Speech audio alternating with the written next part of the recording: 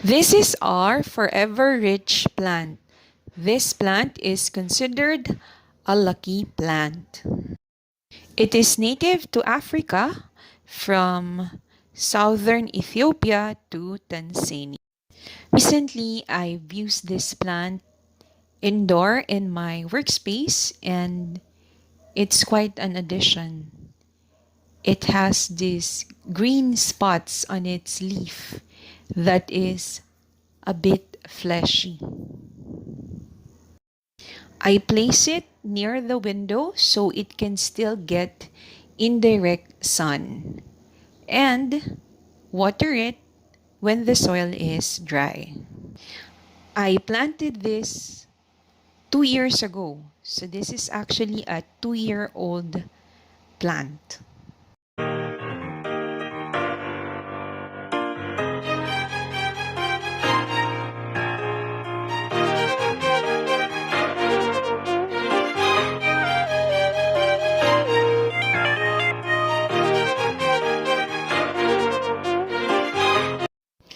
2 years ago, I planted this plant. This plant was given to me by our kind neighbor, Ate C. It can be bought in garden shops or in online marketplaces for as low as $2 now.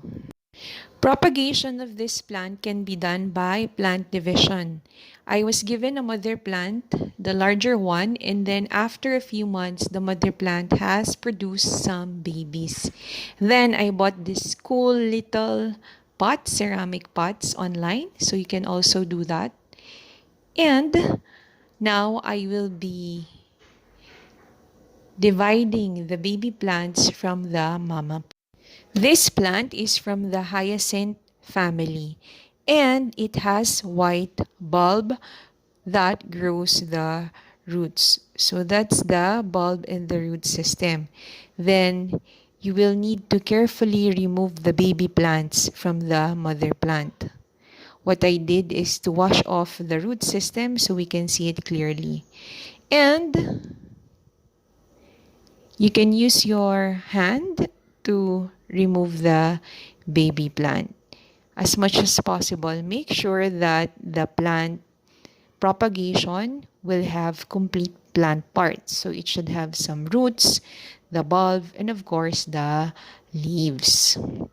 So there's one successful baby plant that I was able to divide or separate from the mama plant. Now that we have separated that, we can repot that or put that in our cute little ceramic pots.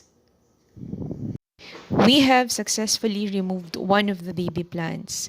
Now we have to also carefully remove the other baby plant. Unfortunately here, what happened is that when I removed the baby plant, there was no roots included. And that's sad. However, if you've seen, you can actually plant this. And eventually, in our case, we were lucky. This is a lucky plant indeed. That plant grew. And this one, this is the mother plant. As you can see, it has the bulb in the root system. This plant belonged to the family that's similar to the hyacinth or the hyacinth family. It is a standard procedure to save the mother plant, of course. So that's the first thing that we'll do. We will plant the mother plant back into the pot. And then once we are done with that, we can work on the baby plants. I find the Forever Rich plant a hardy plant. You can use garden soil or other soil mix, though it actually prefers sandy soil. For this ceramic pots, what I did was I used some pumice. And as you can see, this plant sometimes produces variegations of yellow. and it makes it the more interesting to care for. This plant is also used as a ground cover, and you can also plant it in hanging pots. Botanically, this plant is known as Drimiopsis Kirkii. It is also commonly called Giant Squill. Now we are done planting our forever rich plants in those cute little pots. After 2 years, this is what our plant looked like.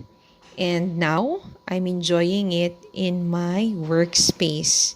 And I'm hoping that these plants will not only bring happiness but also luck in work. Try it in your workspace as well. We hope that you enjoyed this video, and of course, if you find this video useful, please do share them with your friends as well, and we invite you to subscribe to our channel. This is Mommy G saying stay safe and healthy, and see you on our next video. Bye!